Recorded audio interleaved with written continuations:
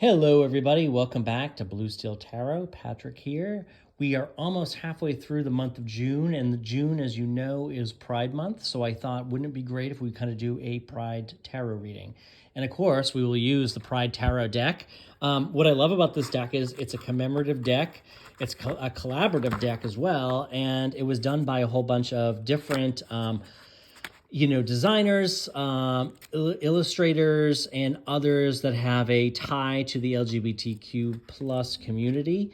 And this comes with this great book too, which kind of shows like all the different illustrations and kind of gives some high level meanings or interpretations of the cards. I very rarely look at that, but this deck is really a compilation of a lot of work from various people, probably upwards of like 78. Since there's 78 cards, might be a few people that did a couple of different cards, so somewhere around 78. I love this deck. I got it in a great little shop down outside of Charlotte, North Carolina. And so what I wanted to do is do a quick reading for a Pride-related tarot reading. This is not dated, and I did that on purpose. I'm not saying a particular day because I feel like Pride is the whole month, and certainly like why limit it to just 1 month? But I think when you read it, when you watch this is when it's meant for you. So regardless of the date, regardless of whether it's in June or some other time, this is kind of how I want you to think of it, is that it does apply to you. So let's start off with a couple of different questions. And it's going to be, how can you connect to your true self? And then let's start there. Before I get too far. The Six of Cups. I'm going to pull Two of Wands. Okay, and then what will happen when I embrace my authentic self? The Queen of Swords. I like that. I like that a lot. The Eight of Wands. How can I remain strong and true in the face of opposition? The Nine of Swords. And the Seven of Swords. Seven of Wands. Okay, and how can I be there to support others struggling with who they are today? Ooh, the Devil. That's interesting. That's an interesting one for that question. This reading in general, but certainly that question. And how can I be there for others who are struggling where they are today? And then the Page of Pentacles. Okay, so let's see here. And then what we'll do is we'll pull a Whispers of the Ocean Oracle card for more information. So how can you connect with your true self? So, I think that the Six of Cups to me is all about like nostalgia and childhood. This is kind of being the innocent person. This is kind of about being, think back when you were a kid, how you didn't have all these predisposed biases or, limited beliefs or anything like that, right? But when you're a child, you do what you want to do, and you do so unapologetically. Like if you're a kid and you want to play with dresses, you probably just kind of do it. It doesn't really, you don't think about it. If you're a kid and you want to play with trucks and you're a female, and traditionally that would be, people would say, oh well, like that's, but you do so, you don't think that this isn't something that a girl or a boy would do, right? So I think you just kind of, I think this is really saying have that childlike innocence, have that childlike curiosity to explore anything and everything, right? Isn't that wonderful to have too? Have that, like when a child is always curious, whether it's an infant, whether it's a toddler, and it slowly dissipates, I think, as you get older, right? Because you get all these preconceived notions, and this is what I should be doing, I shouldn't do that, I should do this is frowned upon, this is dangerous, this is whatever it is. Explore and kind of tap into that curiosity and that opportunity just to like explore things unapologetically and to feel that childlike innocence. And sometimes that feels so good to just release and just be a child and not necessarily stress and worry and anticipate what could happen, right? And that's when you kind of let your true self come out. Explore everything. I think everybody should explore various interests, opportunities, and really kind of feel like what really lights you up, okay?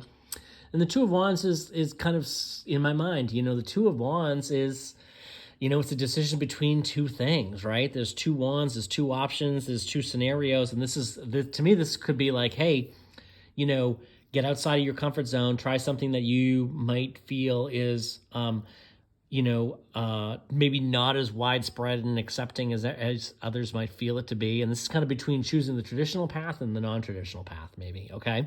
That just kind of comes right to me. The traditional path, non-traditional path.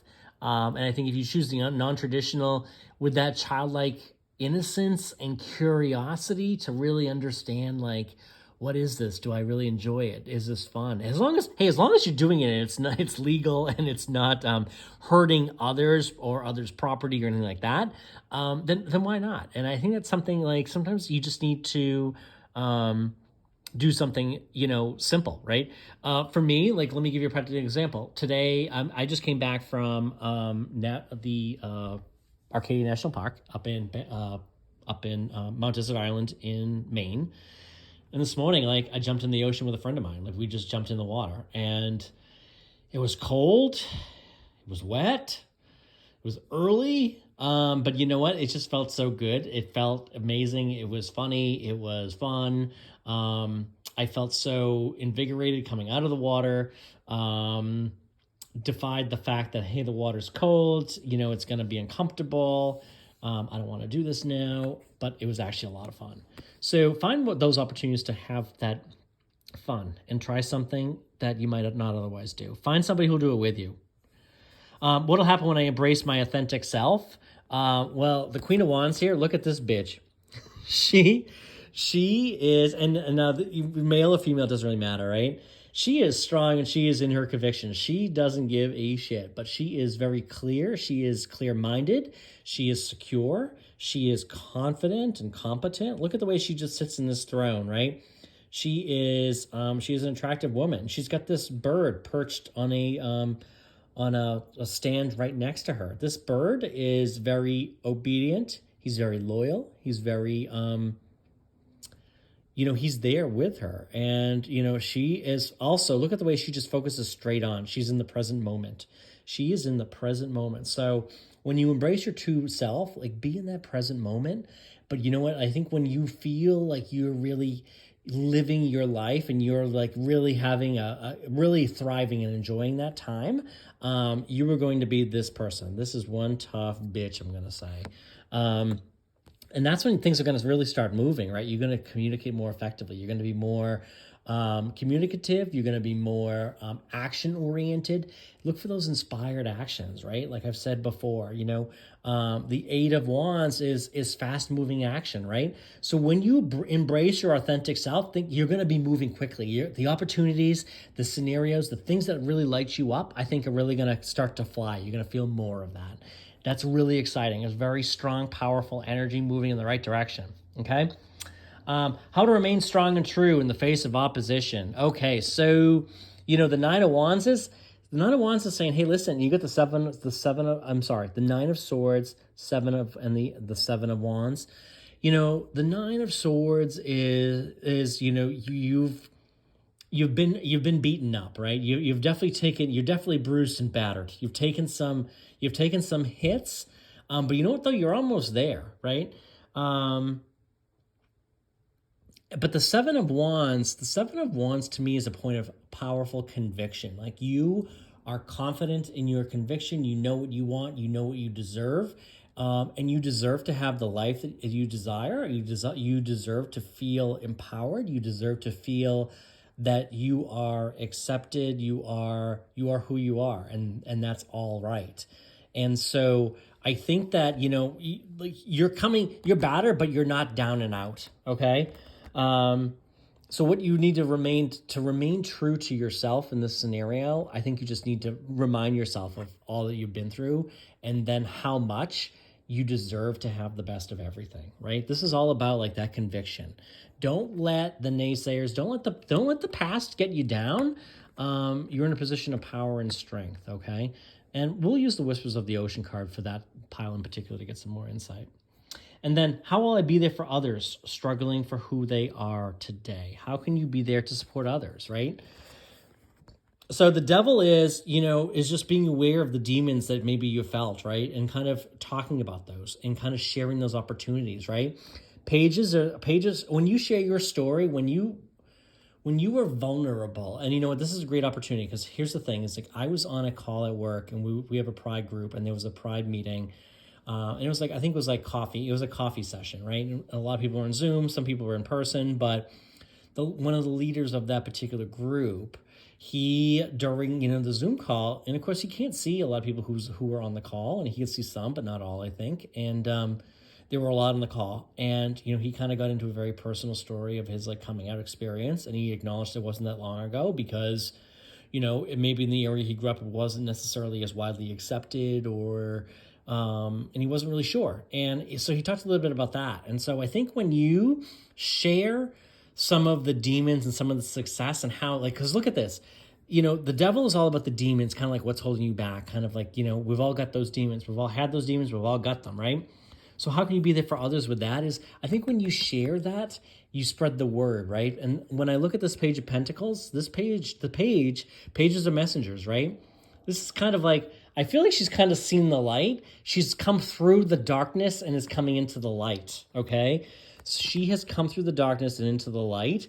And I think when you share your experiences, your journey, what has worked for you, and you also extrapolate upon like what you felt, how you got there, this is an amazing, amazing story, right? And that's, I think, how you can really help others who are struggling with that.